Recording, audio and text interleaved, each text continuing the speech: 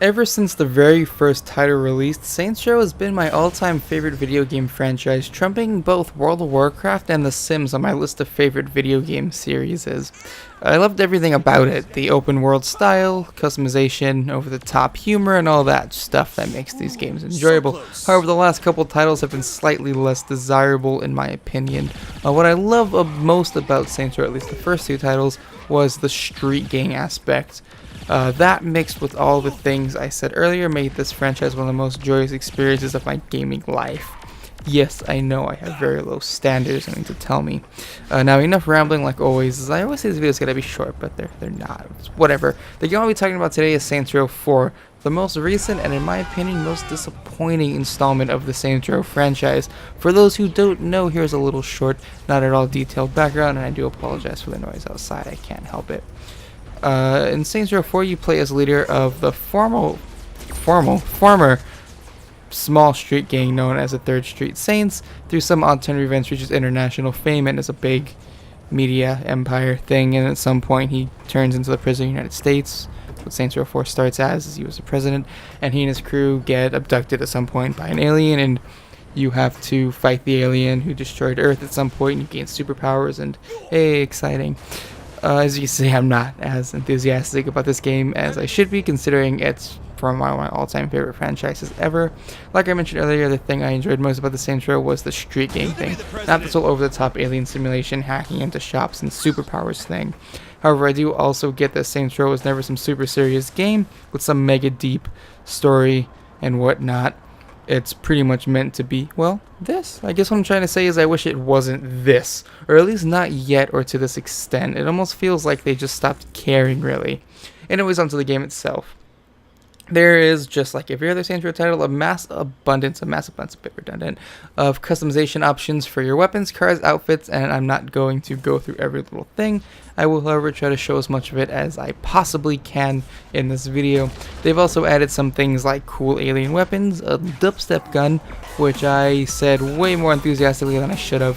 I think that's probably unnecessary. Is it cool? A little. I like it in a sort of novelty way. It's fun to use. They've also added superpowers to the game. As the game progresses, you'll be able to unlock new powers and upgrades for said powers, ranging from super sprint and jump to telekinesis. Again, I'm not going to go through everything, but if I'm doing it right, there should be some footage of them right now. I did a little snap with my fingers. You probably didn't hear that because it was away from the microphone. Anyway, they've kept all the same upgrade system as the last game, so at some point you'll be able to upgrade your sprints and your infinite, basically removing the need for a proper vehicle altogether, since not only you'll be going 6 times faster than every car in the game, but also will be able to bash through them and without risking any sort of damage or explosion, having to find a new car, and be able to run up walls and buildings, making travel 6 times more convenient than with a non-flying vehicle. I won't lie, it was pretty cool. I did enjoy that bit. There's some things that also led me to believe they just stopped caring, like I said earlier, but also can't blame them for, I guess. Pretty much everything in Steelport is what I'm talking about. That's right, it's still Steelport, by the way. Everything from Steelport is basically recycled from Saints Row 3. Everything down to the mechanics of your enemies. Combat is exactly the same. The aliens that come attack you in place of police are basically just reskinned police with a fancier entrance. Everything about Steelport is basically the same with the exception of the Saints safe houses being all gone and the alien tower things all over. Oh, and it seems to be perpetually nighttime. So yeah.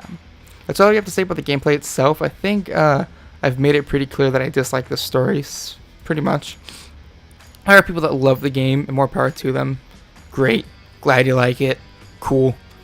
I know Saints Row isn't 100% about the story. That's maybe half of it is story. But I'm OCD and want a proper sequel to Saints Row 2, god darn it. I'll admit I did enjoy playing it. It was fun despite all that I dislike about it. It was a fairly fun game. I'm not going to deny that. I will just be the first to admit I did have fun playing it. Playing it on my stream right now, trying to 100% it. It's good. I'll go ahead and end the video by saying I'd recommend it to people who dislike or haven't played a Saints Row game, since they won't really be as disappointed. I mean, I can see how people do like it. I just don't like how they've went from small street gang rising to power to President of the United States in an alien simulation with superpowers and alien tentacle dildo bats. It's just weird.